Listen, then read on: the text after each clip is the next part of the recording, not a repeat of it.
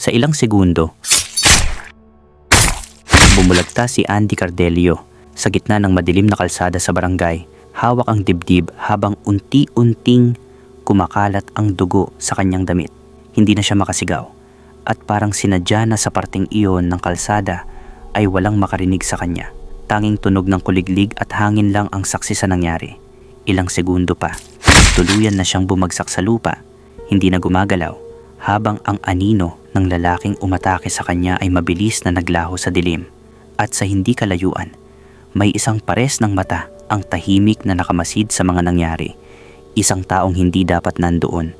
Isang taong magiging susi sa lihim na pilit sanang ibabaon nang may gawa nito sa lalaki dahil isa itong malagim na krimen. Yan ang ating aalamin ngayon mga kaibigan sa kwento o kasong ito. Kinabukasan, nagising ang buong barangay sa balitang may natagpo ang bangkay sa gilid ng kalsada. Nakahandusay si Andy, walang buhay. May mga sugat na malinaw na hindi gawa ng simpleng aksidente lang ang nasa katawan nito. Mabilis na kumalat ang usapan. Nakawan daw. May nagsabi na baka napagtripan lang ng mga tambay o mga kawatan. May nagsabi rin na baka may nakaaway. Pero sa gitna ng mga haka-haka, may isang bagay na hindi napansin ng karamihan. Ang katahimikan ng sariling bahay ni Andy Cardelio. Dahil doon sa loob ng maliit nilang tahanan, nakaupo lang si Memita Cardelio. Tulala, parang hindi makapaniwala sa narinig niya. Nakapikit ang kanyang mga mata habang pilit pinipigilan ang panginginig ng kanyang kamay. Sa harap niya, nakatayo si Lorenzo Aspina, ang pulis na kanyang ninong, ang lalaking kilala sa barangay bilang maaasahan at matuwid. Tahimik lang siya pero ang mga mata niya ay hindi mapakali. Parang may binabantayan na hindi nakikita ng iba. Kalma lang, mahinang sabi ni Lorenzo. Halos bulong lang. Wala kang dapat ipakita. Hindi naman sumagot si Mimita. Hindi siya makatingin. Sa isip niya, paulit-ulit bumabalik ang eksena ng nakaraang gabi. Ang pag-alis ni Andy, ang oras na hindi niya inaasahang mangyayari ang lahat, at ang katotohanang hindi na kailanman babalik sa piling niya ang asawa nitong si Andy. Sa labas nagsimula nang dumating ang mga tao.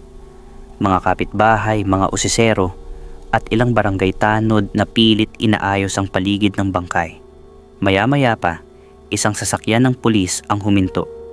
Bumaba si Rogelio de Malanta, seryoso ang mukha habang dahan-dahang lumapit sa katawan ni Andy. Hindi siya nagsalita agad. Yumuko siya, sinuri ang mga sugat, at sandaling tumingin sa paligid na parang may hinahanap. Sabay na pabuntong hininga ito at nagsalita. Hindi to simpleng nakawan. Mahinang sabi niya, sapat lang para marinig ng katabi niyang tanod. At sa sandaling iyon, kahit wala pang malinaw na ebidensya, parang may nabuksan ng ideya sa isip niya. Isang kaso na mas malalim kaysa sa inaakala ng lahat. Habang inaangat ang bangkay ni Andy, may isang matandang babae ang tahimik na nakatayo sa gilid. Nakamasid sa bawat galaw ng mga pulis, si Aling Salve Cañete. Kilala sa barangay na mapagmatyag at hindi basta-basta nagpapalusot ng nakikita. Hindi siya nagsalita, pero ang kanyang mga mata ay nakapako sa direksyon ng bahay ni Mimita. Parang may koneksyon siyang sinusubukang buuin sa kanyang isip. At sa kabilang dako naman ng barangay, sa isang sulok na hindi inaabot ng liwanag, nakaupo si Boyet Ramirez sa loob ng kanyang sasakyan. Tahimik lang, nanginginig ang kamay habang hawak ang manibela. Dahil may nakita naman siya na hindi niya makalimutan sa eksaktong lugar ng pangyayari. Kilalang kilala niya ang lalaking nandoon. At alam niyang hindi ito hold up o isang aksidente. Dahil ang lalaking nandoon kagabi, ang lalaking huling nakita kasama ni Andy, ay hindi basta-basta tao. Isa siyang pulis. So ganito kasi ang nangyari mga kaibigan. Adaptation ito ng totoong pangyayari noong 1997 sa lugar ng Leyte. Ilang buwan bago mangyari ang gabing iyon, wala namang kakaiba sa buhay ni Mimita at Andy Cardelio. Tahimik ang araw-araw nila sa barangay. Gigising si Andy ng maaga, lalabas para maghanap buhay, habang si Mimita ay naiiwan sa bahay, nag-aasikaso ng anak nilang si Danica at ng mga gawaing bahay na paulit-ulit na lang araw-araw. Walang gulo, walang ingay, Pero unti-unti may isang bagay na nagsimulang mabago. Hindi sa paligid kundi sa loob mismo ng bahay nila. Nagsimula ang lahat sa simpleng pagbisita. Si Lorenzo Aspina, bilang ninong at pulis ng bayan o kalugaran, madalas dumaan sa kanila. Noong una, normal lang iyon. Kumustahan? Kaunting usapan. Paminsan-minsang tumutulong kapag may kailangan si Andy. Bilang isang pulis, natural lang na respetado siya. At bilang ninong, lalo siyang pinagkakatiwalaan. Kaya walang kahit anong duda nang magsimula siyang maging mas madalas sa bahay nila. Madalas din ang pagbibigay ng pulis na ito ng pabor sa mag-asawa. Minsan napapautangan pa nga sila ng pera kapag kinakapos sila Andy. At madalas niya inaabot ito kay Memita. Minsan sinasabi ng pulis na bayaran na lang pag nakaluwag-luwag na kayo mga anak. Ganon ang mga linyahan nitong pulis na para bang napakawari niyang tao. At idagdag mo pa ang uniforme nito na sumisimbolo ng proteksyon at katayuan nito sa lipunan. Pero sa bawat bigkas niya ng matatamis na salita ay madalas ang pahapyaw niyang tingin kay Memita na para bang may pagnanasa ito sa kanyang inaanak na babae. Pero parang wala namang nangyayaring mali sa sitwasyon ng tatlo. Hanggang sa dumating ang punto na hindi na kailangan na nandoon si Andy sa bahay upang dumalaw si Lorenzo. Sabi ng iba na nakakita, parang laging dumadaan si Aspina kina Memita kahit wala si Andy. Pero syempre di naman binigyan ng mali siya ito noong una ng mga tao sa baryo kasi mabait daw na ninong si mamang pulis. Pero sa mga araw na wala ang asawa niyang si Andy, doon siya pumupunta. Mag-uumpisa sa simpleng kwentuhan hanggang sa mapunta sa mas personal na usapan. Mga bagay na hindi nasasabi ni Memita sa asawa niya. Mga hinanakit, mga kakulangan sa kanilang pamumuhay, yung mga tipikal na problemang mag-asawa lang naman. At si Lorenzo, tahimik lang naman na nakikinig, parang naiintindihan ang lahat. Hindi siya nagmadali at hindi mo rin mahahalata na iba ang pakay niya sa mas batang anak-anakan niya. Lingid pa sa kaalaman ni Memita noon, tawag ng laman ang nagtulak sa pulis, kaya nandoon ito, isang matinding pagnanasa sa katawan ni Memita. Kaya naman bawat salita, bawat tingin, unti-unti niyang nabubula ang loob ng babae. Hanggang sa isang hapon, sa kwento mismo ni Memita sa mga pulis na nag-imbestiga ng kaso. Isang hapon nang nadalaw si Aspina sa bahay nila, nasa eskwelahan pa ang anak nila ni Andy. Walang alam si Memita na may plano na noon ang pulis sa kanya. Pinasalubungan pa raw ni ninong pulis si Memita ng merienda hanggang sa napunta sa kusina si Memita ng bahay nila dahil ipagtitimpla daw niya ng kape si Aspina. Nang biglang lumitaw ang pulis sa likuran niya, sabay hawak agad sa dibdib at kipay ni Memita mula sa likod. Parang nanghuli ng tilapia ang kamay ni Aspina. "Huwag kang sisigaw," bulong pa ng pulis habang dikit na ang katawan ni Memita sa kanyang likuran. Noong una ay napabulong pa raw si Memita ng ninong, "Huwag," boses niya ng pagtanggi habang pilit niyang tinatanggal ang kamay ng ninong sa dibdib niya at ang isa pang kamay ng pulis na nakadakma sa kanyang katawan. Pero wala, hindi na siya makapalag dahil ayaw siyang pakawalan. Hanggang sa pilit nang nilisilis ng pulis ang mga damit ni Memita at ginamit na nga nito ang dala niyang batuta. Walang nagawa si Memita at mula nga ng araw na iyon ay nakuha na ni Lorenzo ang gusto niya kay Memita. Pero sinubukan ni Memita na iwasan siya. May mga araw na hindi siya sumasagot. May mga oras na pinipigilan niyang kausapin. Pero si Lorenzo, hindi umaatras at mapilit hanggang naging regular na nga lang ang pagtatalik ni Memita at ng kanilang ninong. Doon na nagsimula ang lihim nila at habang tumatagal, lalo itong lumalim. Hindi na lang basta pag-uusap, hindi na lang basta pagkikita. May mga oras na hindi na umuuwi agad si Memita sa bahay at kahit alam niyang mali na ang ginagawa nila, ay hindi niya naman ito mapigilan. Pero sa maliit na barangay, walang sekreto na nagtatagal. May mga matang nakatingin, may mga taingang nakakarinig, at isa na doon si Aling Salve Cañete. Isang hapon, habang nagwawalis sa labas ng bahay, napansin niya ang pagdating ni Lorenzo Aspina. Wala namang kakaiba sa una, pero napansin niyang wala si Andy at hindi rin agad umalis ang pulis. Lumipas pa nga raw ang ilang oras bago ito lumabas at sa paraan ng pagtingin nito sa paligid, parang may iniiwasan o may itinatago. Ang nakapagtataka lang, sabi pa ng matanda, ay sarado lahat ang bintana at pintuan ni Mimita kapag nakapasok na ang pulis sa bahay nila ni Andy. Hindi nagsalita si Aling Salve, pero tinandaan niya iyon at hindi lang siya ang nakapansin. Dahil sa loob ng bahay may isang batang tahimik na nakaupo sa sulok. Si Danica ang anak ng dalawa. Hindi niya lubos maintindihan ang nangyayari, pero sapat na ang nakita niya para magtanim ng tanong sa isip niya. Mga tanong na hindi niya masabi, mga eksenang hindi niya dapat makita dahil sa mga panahong ito ay nakita pa ng bata ang nangyayari sa ina niya at kay Aspina. At doon nagsimulang mabuo ang bitak sa pamilyang akala ng lahat ay buo. Samantala, si Andy ay wala pa ring kaalam-alam. Patuloy lang siya sa araw-araw niyang buhay, umaalis, nagtatrabaho, umuuwi at nagtitiwala. Hindi niya nakikita ang unti-unting pagbabago sa asawa niya o baka ayaw lang niyang pansinin ito. Pero may mga bagay na hindi mo kayang takasan.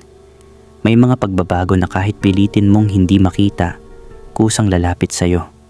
Isang gabi, napansin niya ang kakaibang kilos ni Mimita. Tahimik, iwas tingin, at parang may iniisip na hindi niya maabot. Doon unang pumasok ang duda, wala pang detalye.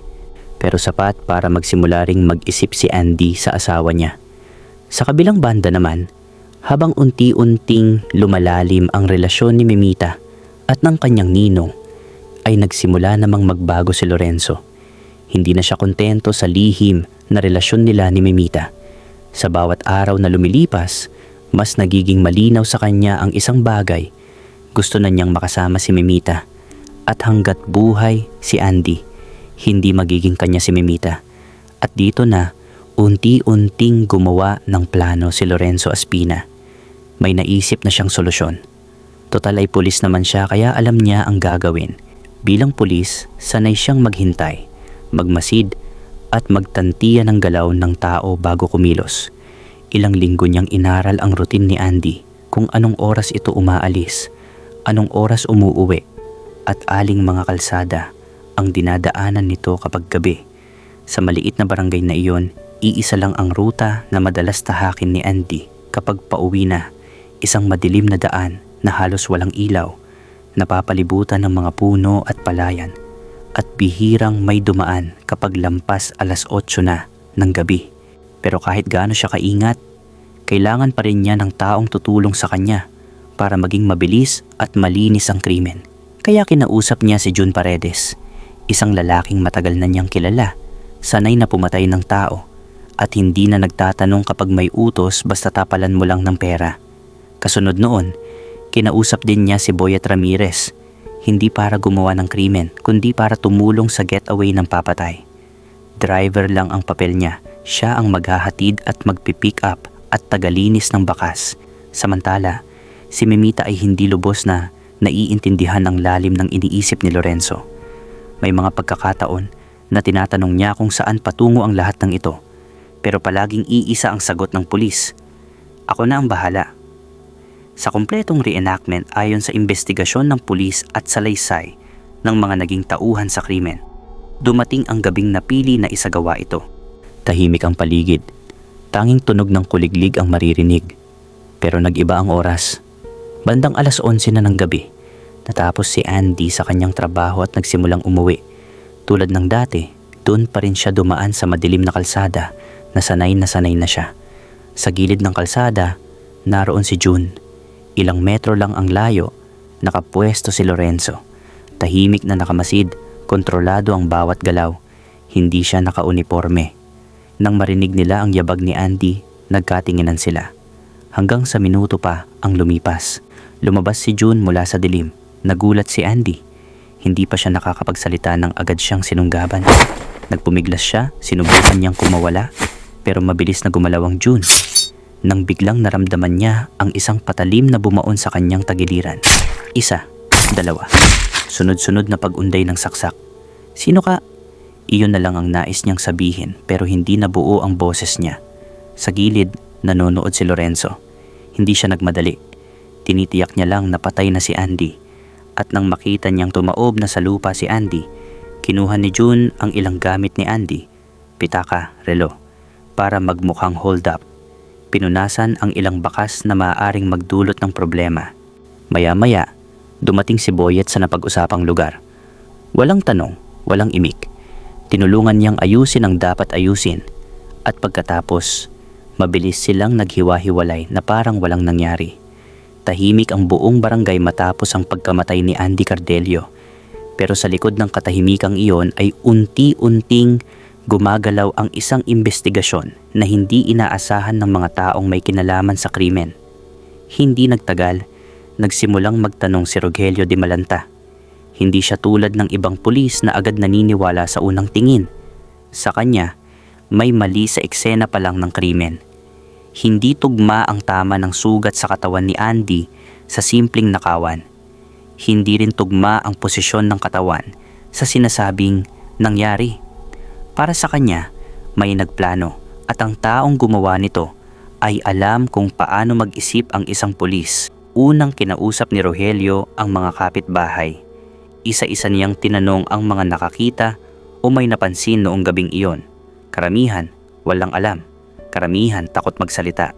Pero may isang hindi nag-atubiling magbanggit ng kakaiba. Si Aling Salve Cañete. Hindi siya nagbigay ng diretsong akusasyon, pero malinaw ang sinabi niya. Madalas daw pumunta si Lorenzo Aspina sa bahay ni Mimita, lalo na kapag wala si Andy. At sa gabing iyon, bago pa mangyari ang krimen, ay nakita raw na gumagala ang kabaro niyang si Aspina. Pero hindi naman yon sapat na ebidensya. Pero sapat iyon para magduda si Rogelio. Sunod niyang kinausap si Mimita. Tahimik lang ang babae, nanginginig ang boses, pilit pinipigilan ang emosyon. Sinabi niyang wala siyang alam. Sinabi niyang umalis si Andy ng gabing iyon at hindi na bumalik. Pero habang nagsasalita siya, napansin ni Rogelio ang mga maliliit na detalye. Ang pag-iwas ng tingin, ang hindi pantay na sagot, ang mga segundo ng katahimikan bago sumagot. Para sa isang sanay mag-imbestiga, nalalaman nito kung nagsisinungaling ang tao o may itinatago. Kaya hinanap niya ang mga taong maaaring nasa paligid noong gabing iyon. Doon niya nakuha ang pangalan ni Boyet Ramirez. Nang una niya itong kausapin, puro iwas ang sagot, hindi makatingin ng diretso. At sa bawat tanong, mas lalo itong nagiging hindi mapakali. Hindi siya pinilit ni Rogelio agad. Hinayaan niya muna. Pero bumalik siya kinabukasan, dala ang mas mabigat na presensya. Mas direkta ang tanong, mas matagal ang titigan. At sa huli, nabasag din si Boyet. Sa nanginginig na boses, kumanta si Boyet. Sinabi niya ang lahat. Ang gabing iyon, ang sasakyan, ang paghihintay, at ang lalaking nakita niyang naroon sa dilim, si Lorenzo Aspina. Hindi niya nakita ang buong pangyayari, pero sakto na ang nakita niya para mabuo ang koneksyon. Kaya dito na nagsimula ang kaso. Pinatawag si Lorenzo. Sa umpisa, kalmado siya, sanay din sa ganoong sitwasyon. Alam niya kung paano sumagot. Alam niya kung paano umiwas. Pero habang lumalalim ang tanong ni Rogelio, habang unti-unting inilalatag ang mga detalye, ang presensya niya sa lugar, ang relasyon niya kay Mimita, ang pahayag ni Boyet, unti-unting nabasag ang kontrol niya sa sarili. Pero hindi siya umaamin. Sa kabilang banda, si Mimita ay tuluyan ng bumigay. Nang harapin siya ng ebidensya, nang marinig niya ang pangalan ni Lorenzo na nasasangkot mismo sa pagkamatay ng asawa niya, hindi na niya kinaya. Sa gitna ng luha at takot, doon na siya nagsalita. Hindi niya direktang inamin na kasama siya sa plano, pero kinumpirma niya ang relasyon niya sa ninong nilang pulis. Kinumpirma niya na nagtatalik sila ni Aspina, hindi lang isang beses kundi maraming beses. Kaya naman hindi ka na mahihirapan na buuin ang mga piraso ng kaso. Si June Paredes naman, na una nang itinanggi ang lahat, ay nadamay rin ng mabanggit ang pangalan niya. At tulad ni Boyet, hindi rin siya nagtagal. Sa ilalim ng pressure, bumigay din siya at kumanta. Kinumpirma niya ang plano. Kinumpirma niya ang ambush o pag-aabang. At kinumpirma niya kung sino ang nag-utos. si Lorenzo Aspina. Kaya't sa huli, ang pulis na pinagkakatiwalaan ng barangay o ng bayan, ang ninong na tinuring na pangalawang ama ng mag-asawa, siya pala mismo ang nagplano at nagpatupad ng pagpapatay sa sariling inaanak dahil sa tawag ng laman ng sarili din niyang inaanak. Kung iisipin sa moralidad ng tao, ay talagang di makatao ang ginawa ni Aspina. Pinusasan si Lorenzo ng mga kabaro niya sa harap mismo ng bahay niya. Sa huli, nabunyag ang lahat. Nadali siya dahil sa pagpiyok din ng mga inutusan niya. Si Lorenzo Aspina ay nahatulan ng reclusion perpetua, habang buhay na pagkakakulong dahil sa murder na may planadong pagpatay. Si June Paredes ay pareho ring hinatulan ng reclusion perpetua bilang direktang sumaksak at pumatay. Si Boyet Ramirez naman ay napatunayang accessory kaya nahatulan ng prison correctional. Ilang taon na pagkakakulong, mas magaan kumpara sa dalawa dahil tumulong siya pagkatapos ng krimen. Tandaan ninyo mga kaibigan, ang pakikipagkabit ay hindi lang simpleng pagtataksil. Sinisira nito ang tiwala, pamilya at moral ng isang tao. Huwag nating ipagpalit sa sandaling kaligayahan o tawag ng laman ang pinaghirapan natin sa buhay na buuin. Walang magandang dulot ang relasyong nagsimula sa panluluko